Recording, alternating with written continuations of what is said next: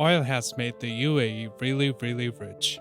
The per capita GDP of the UAE is $43,103. This figure puts it above nations like Spain, Italy, Japan, New Zealand, and South Korea. And it's visible from the flashy pictures of the place, whether it's the tall skyscrapers of Dubai or the Lamborghini police cars. The UAE has become one of the world's most wealthy states in only about 50 years. The economic growth has been impressive and steady throughout the history of this young confederation of emirates with brief periods of recessions only.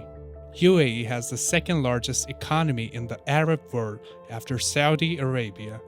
The economy of the UAE is heavily reliant on revenues from petroleum and natural gas. It's no surprise that our world runs on fossil fuels, and UAE supplies a lot of that. The country is the world's 8th largest producer of oil. In 2009, more than 85% of the UAE's economy was based on oil exports, and this figure was 77% in 2011. The UAE's fortunes only improved as the start of the 21st century saw a dramatic rise in oil prices. But with the consistent increase in the supply of crude oil globally, the demand is collapsing. To add to that, the entire world is alarmed by the imminent danger of climate change. More and more countries are phasing out the production of internal combustion engine vehicles. In July 2021, the EU proposed an effective ban for new fossil fuel cars from 2035. This is not good news for fossil fuels, as that will drive the demand even lower. Moreover, most countries are now aiming for net zero carbon emissions and are decarbonizing their grids with renewable sources of energy like wind and nuclear power. The world's biggest oil companies are struggling just to break even. The trouble isn't the lack of oil, as most people might think. We are finding new and better technologies to find new oil wells and extract oil more efficiently every year. The UAE, for instance, has oil reserves to meet more than 150 years of demand. The trouble is the lack of demand. If the current trends continue, the oil supply will exceed demand in the near decades. And when that happens, the cost of oil will plummet, and most oil wells will not be able to even cover the cost of extracting oil and will eventually shut down. Basing the economy on oil in the 21st century is a terrible idea. So does the UAE have a future beyond oil? And what would the UAE do when its oil stops flowing?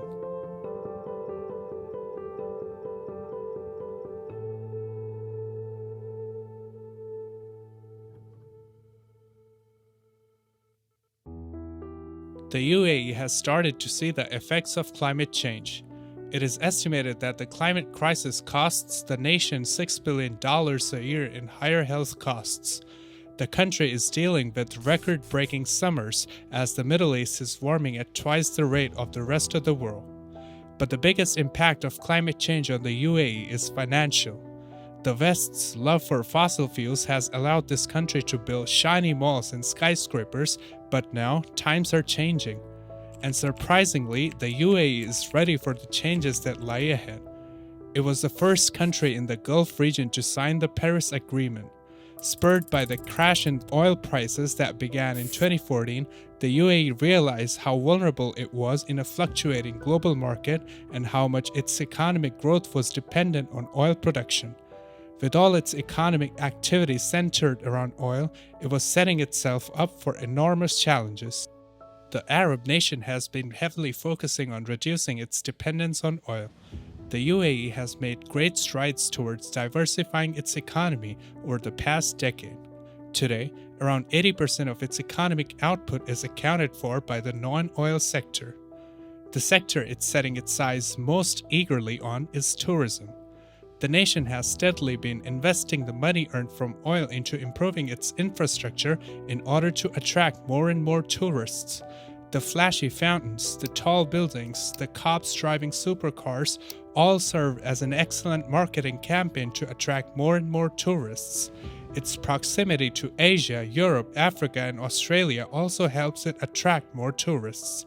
It's been projected that the travel and tourism industry will contribute about $78 billion to the UAE's GDP by 2028.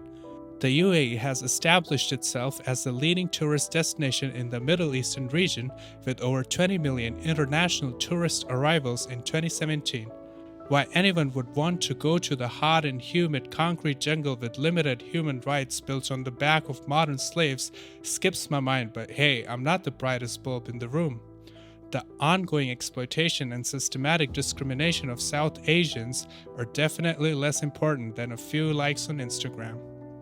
Apart from tourism, the port industry of the UAE is massive. Since the country is located on the southeast coast of the Persian Gulf, it's able to fully leverage that for its advantage. According to the World Shipping Council, 2 of the world's top 50 container ports are in the UAE. Overall, 61% of cargo destined for Gulf countries arrives via the UAE's seaports. The ports in Dubai handle 70 million containers that are brought in by around 70,000 vessels annually. This equates to roughly 10% of global container traffic. A massive construction boom, an expanding manufacturing base, and a thriving services sector are also helping the UAE diversify its economy. Nationwide, there are around $350 billion worth of active construction projects going on. So far, the UAE uses the money from its oil exports to import all the goods it needs. But the country is now planning to ramp up its manufacturing sector, which is still in its infancy, so it doesn't have to depend on foreign nations and, more importantly, oil for goods and products. The UAE is taking multiple steps to attract foreign investment into the country. The country has launched a campaign called Make It in the Emirates in a bid to boost its manufacturing industry. This strategy sets an ambitious objective to double the industrial sector's contribution to the GDP and increase the in-country value. This project has set a target of establishing 13,500 industrial companies within the next 10 years, transforming the UAE into a manufacturing-based economy rather than an oil-based one.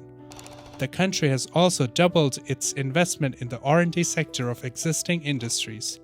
The country overhauled its commercial companies law last year to attract more foreign capital and annulled the requirement for onshore companies to have an Emirati shareholder.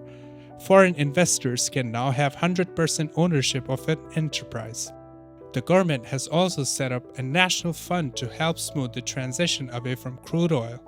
This fund is focused heavily on the technology sector with goals to teach Emirati children how to code, support Emirati researchers and high-tech startups. While other countries state their intentions to move away from fossil fuels, the UAE has put its money where its mouth is and adopted economic diversification. They have realized that the global shift away from crude oil is not only necessary but inevitable.